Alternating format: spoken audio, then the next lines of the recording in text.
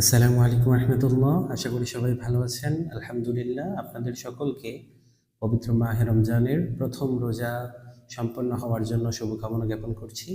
আমরা সকলেই আশা করি ইনশাআল্লাহ রোজাগুলো রাখছি আর তারাবিগুলো যথাযথ আদায় করছি। আল্লাহ তাআলা আমাদেরকে পবিত্র মাহে রমজানের প্রত্যেকটি হক যথাযথ আদায় করার তৌফিক দান করুন, আমিন।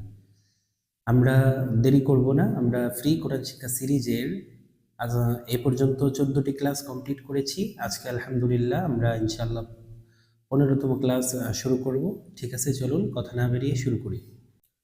জি, আমরা গত ক্লাসে পূর্বের পৃষ্ঠা শিখেছিলাম, এখন আমরা নতুন পৃষ্ঠায় চলে এসেছি।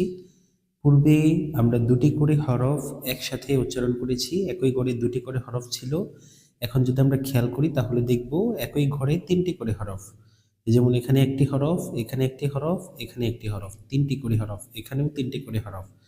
তো আমরা তিনটি করে হরফ এখন ক্লাস করব ইনশাআল্লাহ। আমরা খেয়াল করি প্রথম হরফটার নাম কি। আশা করি পিছনের ক্লাসগুলো যদি মনোযোগ সহকারে করা হয়ে থাকে তাহলে অবশ্যই এই হরফগুলো আমরা চিনে যাব ইনশাআল্লাহ। এটা হচ্ছে সদ, লাম, হা। তাহলে এখানে তিনটি হরফ, সদ, লাম, হা।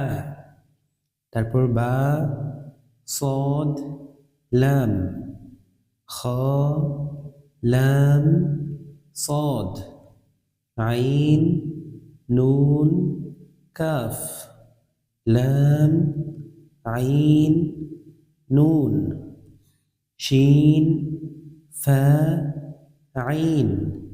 এই হরফগুলো আশা করি আমরা চিনব, যেহেতু আমরা পূর্বের ক্লাসগুলো করেছি। আমরা আরেকটু সামনে পড়ি।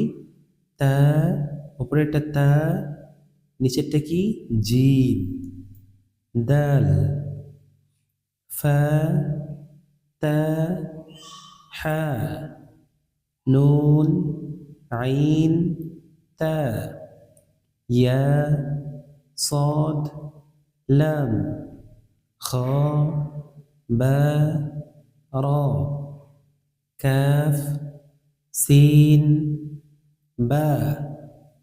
আমরা যদি আরেক লাইন পড়ি তাহলে একটু বড় হয়ে যাচ্ছে। ঠিক আছে, তাহলে আজকে 2 লাইনই থাকলো।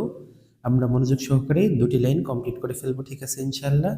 আজকের ক্লাস এ পর্যন্তই। আসসালামু আলাইকুম।